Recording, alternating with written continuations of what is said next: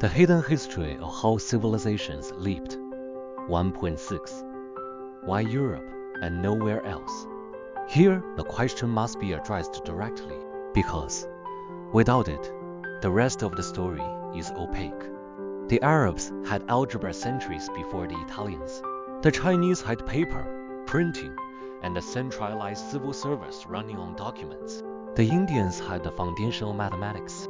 Each of these civilizations was, at the relevant time, more populous than Europe, more technologically capable in many domains, and in some cases, more politically organized. None of them produced what Europe produced from the 15th century onward.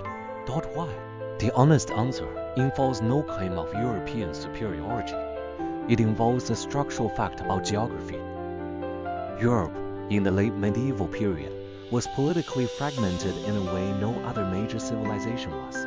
Dozens of small kingdoms, principalities, free cities, and merchant republics existed within a relatively small landmass, separated by mountains, rivers, and the constant friction of competing rulers. Trade across this patchwork was unavoidable. The merchant in Florence buying wool from England, weaving it in Tuscany, selling cloth to a customer in Bruges, paying taxes to multiple jurisdictions along the way, faced an arithmetic problem that no Chinese merchant operating within a single empire ever had to solve at the same intensity.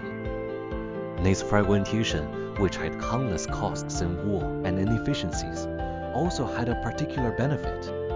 It meant that double-entry bookkeeping, once introduced, was not adopted by an elite minority, while the masses continued in older ways.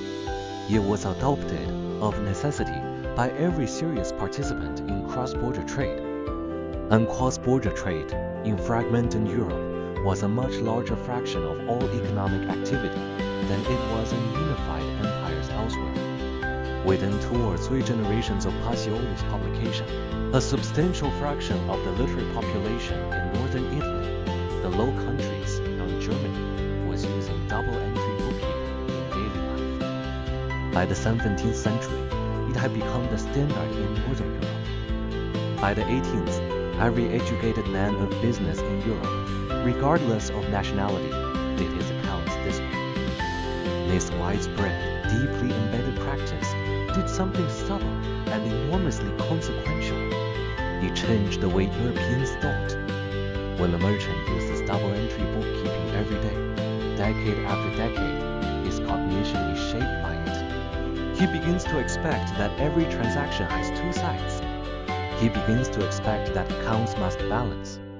He begins to assume, reflexively, that what flows in must flow out, that what is gained somewhere is lost somewhere else, that conservation is a normal property of systems. These habits of thought, transferred from accounting to other domains, become the cognitive foundation of modern science.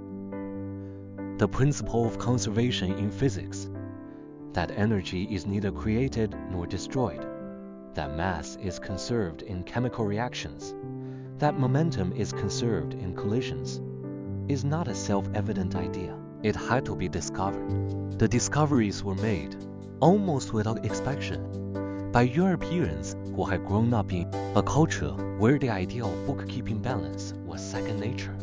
The conceptual leap from my ledger must balance to energy must balance is, in retrospect, smaller than it might seem. It is the same idea applied to a different domain. The same is true for the principle of equivalence. Newton's third law, that every action has an equal and opposite reaction, is, in form, a statement about cosmic double-entry bookkeeping. Antoine Lavoisier's discovery that mass is conserved in chemical reactions, the foundation of modern chemistry, was made by a man who, before he was a chemist, was a tax collector trained in the most rigorous accounting practice of his time.